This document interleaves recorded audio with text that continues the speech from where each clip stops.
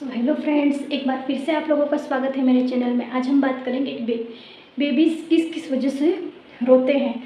अगर आप भी मेरी तरह नई नई मम्मा बने और आपको भी पता नहीं चल रहा है कि बेबी किस वजह से रो रहा है, तो इनमें से अगर कोई लक्षण आपके बेबी में दिखते हैं तो आप भी पता लगा सकते हो कि आपके बेबी क्यों रो रहे हैं और उसका क्या कारण है।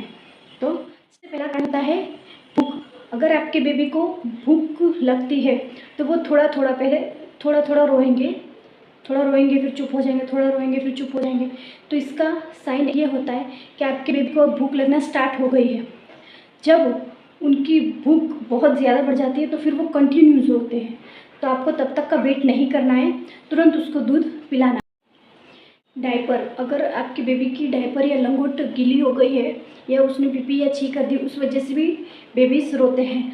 तो जब भी आपके बेबीज रोए तो आपको ज़रूर से चेक करना है कि कहीं उन्होंने पीपी या छी तो नहीं कर दी है। अगर कर दिया हो तो फिर भी उसे साफ़ करें, क्लीन करें और फिर उसे ले लेता है कि अगर आपके बेबी को गैस हो गई हो पेट में तो उसकी वजह से भी बेबी रोते हैं। तो अब आपके बेबी को गैस हो गई है, ये आपको कैसे पता चलेगा? आपके बेबी जो इस तरीके से रोते हैं उसके ऊपर से आपको अंदाज़ा लग जाएगा कि बेबी क्यों रो रहे हैं। अगर आपके बेबी कर्रा कर्रा के रो रहे हैं, जैसे कि कुछ दर्द होता है तो हम कैसे कर्राते हैं, अगर आपके बेबी की आवाज़ में भी ऐसा कर्रापन आ रहा है, कर्रा रहा है, तो इसका मतलब ये है कि आपके बेबी को कुछ प्रॉब्लम है या उसको गैस की प्रॉब्लम हुई है। तो इस वजह से भी बेबी रोते हैं। तो गैस के लिए आपको सिंपल है, आपके डॉक्टर जो आपको गैस की दवा प्रोवाइड करते हैं बच्चों के लिए वही पिलानी है। आपको कुछ भी घरेलू उपाय उसके लिए अभी नहीं करना है, क्योंकि बेबीज इतने छोटे हैं, उनके लिए घरेलू उपाय करना इतना वो नहीं होता है। इसलिए आपको हमेशा जो डॉक्टर आपको दवाई या मेडिसिन प्रोवाइड करते हैं वही बच्चों को पिलानी है। अगर उससे भी आराम नहीं हो रहा है तो एक बार अपने डॉक्टर को बात कीजिए कि ये प्रॉब्लम हो रही है, नहीं तो आप उसको हॉस्पिटल लेकर जा सकते हैं। वैक्सीन, अगर आपने अपने बेबी को वैक्सीन दिलवाई है तो उसकी वजह से भी बेबी रोते हैं। अगर मैं मेरी बात कहूँ तो मेरा बेबी का वेट कम था। मैं मेरे प्रीमेच्योर बेबी की आपको जो ये सब बातें शेयर कर रही हूँ वो मेरी खुद की पर्सनल एक्सपीरियंस की हुई आप लोगों के बात साथ में शेयर कर रही हूँ। तो मेरी बेबी प्रीमेच्योर थी तो उसको पहली वैक्सीन तो डॉक्टर ने जब वो 24 दिन के बाद हम उसको घर लेकर आए थे उस दिन लगाई थी। पहले तो जब वो जन्म थे उसके बाद जो इंजेक्शन आता है वैक्सीन वो लगा दी थी। फिर दूसरी जब हम घर पे आए तब वो उन्होंने दूसरी वैक्सीन दी थी।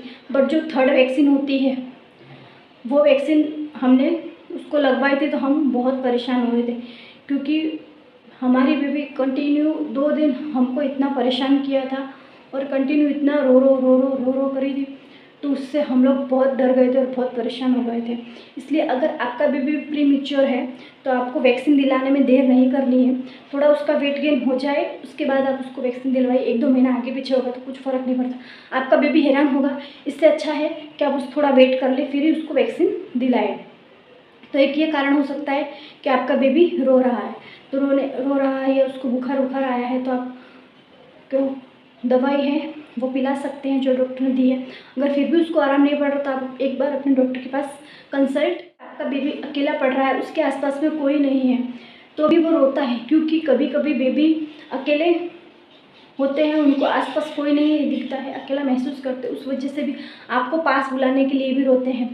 अगर आप उसको ले रहे हैं और वो चुप हो गए तो आप समझ जाइए कि आपका बेबी आपको पास बुलाने के लिए रो रहा है।